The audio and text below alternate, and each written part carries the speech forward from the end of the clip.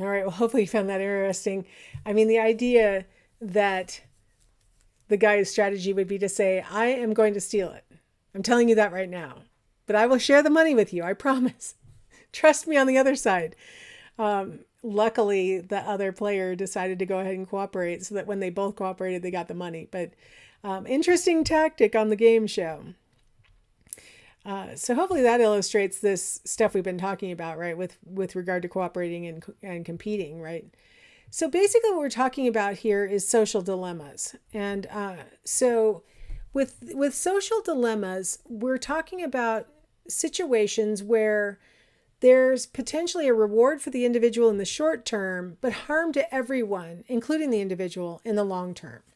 Right. So if I, as an individual, choose to compete because it's getting me more right now, I may be getting my reward right now in the short term, but in the long term, now maybe you're resentful of the way that I behaved and you don't want to help me in the future. So there's harm for me in the long run. The fact that we're not a team going forward may make it harmful to you and to me in the long run. And then there are bigger social dilemmas like, things that might be good for you as an individual right now might be harmful to the environment or harmful to your neighborhood or harmful to your family or things like that. So these competition games are sort of an example, sort of one concrete way of measuring social dilemmas. Something I thought I had done a picture of, but I forgot, is a lot of you may have been reading about the trolley problem or the trolley dilemma.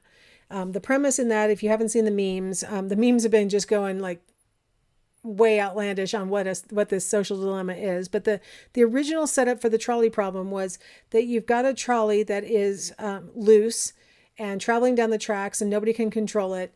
And there's a person standing on the track that the trolley is heading for.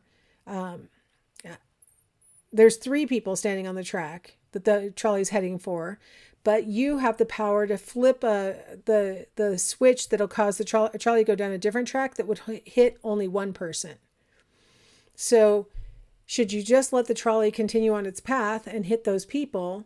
And don't be thinking to yourself, you can warn the people or something like that. There's no warning them. There's nothing you can do. They're going to get hit unless you switch the track and it goes down the other track and hits one person. And so this is a big social dilemma because the issue is, is one life lost better than 3 lives lost? And people argue about this. The moral ethicists and stuff argue about this. A variation on I'm not going to tell you what the answer is because there isn't an answer to it. It's a way of measuring how people deal with these kinds of social dilemmas.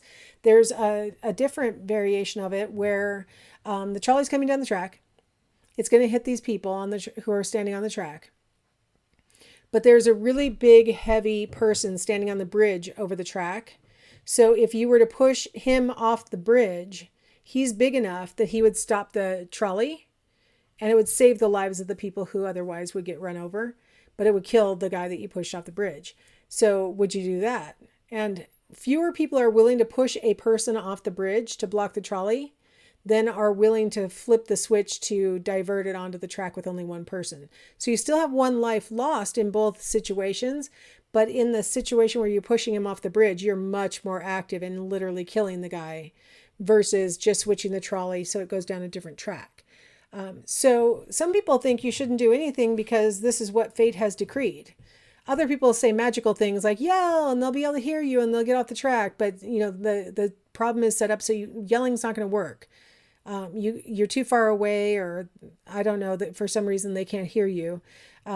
So it's kind of like those evolutionary psychology unanswerable questions that we did in another chapter, right? I mean, sometimes the questions are really harsh to get at the kinds of reasoning that people are willing to go down to answer the question. So that's the kind of thing that we're talking about with social dilemmas. Now let's take a moment and talk a little bit about leadership within groups. The leader of a group is the person, of course, who has the most impact on group behavior and beliefs. Leaders are leading the group in these ways. It may be that a leader is appointed. It could be that a leader is elected. It might be that a leader just naturally emerges over time. There's different ways that leaders become leaders of the group. In some group settings, in fact, the leader becomes the leader through intimidation, maybe even actually aggressing towards the members of the group so that they cede power to that person because they're scared of that person. Or like I said, I've been watching Meerkat Manor. That's apparently how the meerkats get control. So leaders emerge from lots of different ways. There are certain personality characteristics that go along with leadership, and there have been different theories that have emerged to explain why certain kinds of people tend to emerge as leaders. The great person theory of leadership really argues that leaders possess particular characteristics, and they have certain kinds of abilities that really meet whatever the group's goals are, and that's how they emerge as the leader of the group. They have the characteristics and the abilities that the group really needs. The great person theory argues that leaders need to have strong interpersonal skills so that they can really, get people on board with their vision and, make people feel validated and, part of the group and whatever. They have to have really high motivation because they have to sort of lead by example and oftentimes be cheerleaders and things like that to keep the group going. They have to be confident, optimistic, all these characteristics, right? So the idea behind this theory is that certain kinds of people tend to become leaders, like people who have all these characteristics. The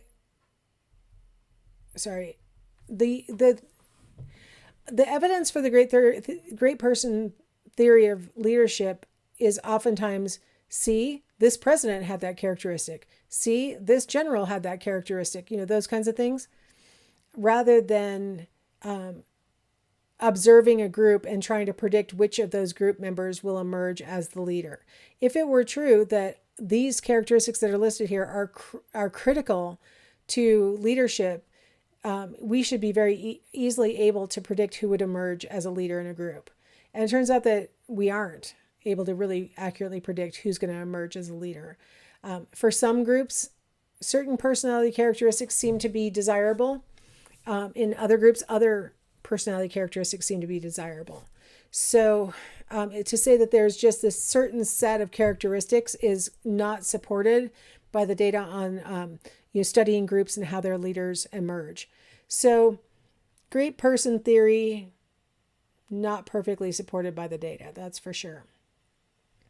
Leadership is another aspect of leadership is having situational control, having the ability to, decide when the group convenes or dismisses, having control over things like whether we're meeting indoors or outdoors, or what day of the week, those kinds of just details. Leaders oftentimes have control over those things. They might delegate it and ask, the secretary to organize it or the treasurer to do this or that, but they're in charge of it, basically.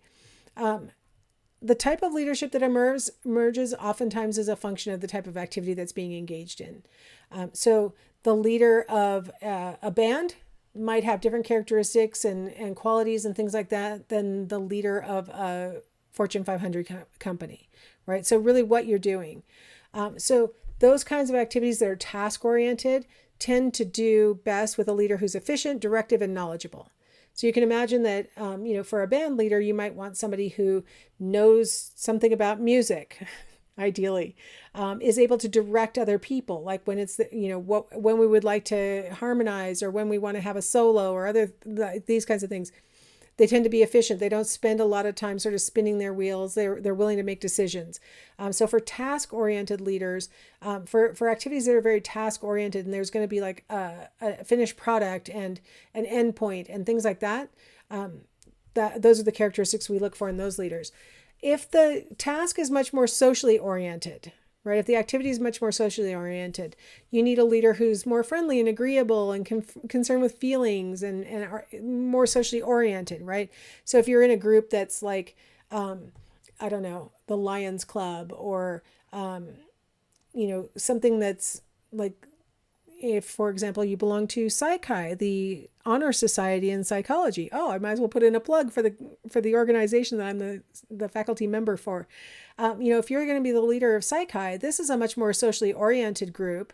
And so having the characteristics that are associated with a socially oriented leader make a lot more sense, right? Because we're not here to like get something done. We're Soc Psy, we must get stuff done.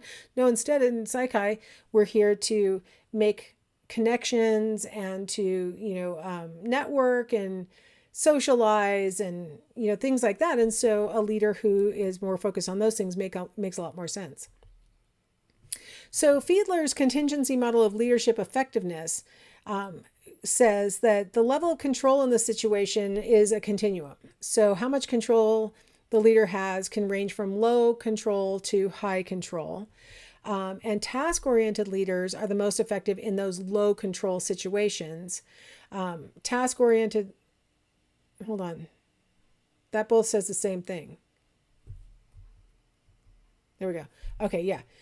Sorry, I got a little bit confused about my own graphic. Okay, so task-oriented leaders are the most effective in either really low or really high levels of control. The emotion-focused leaders are the most effective for those middle range situations where there's some control over some aspects of the situation, but other aspects of the situation are sort of out of our control.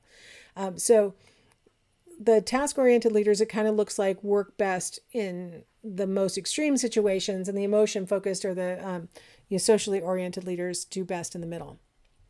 So that concludes our leadership discussion. Hopefully you guys found some of that stuff interesting in this chapter, and I will see you in the next chapter.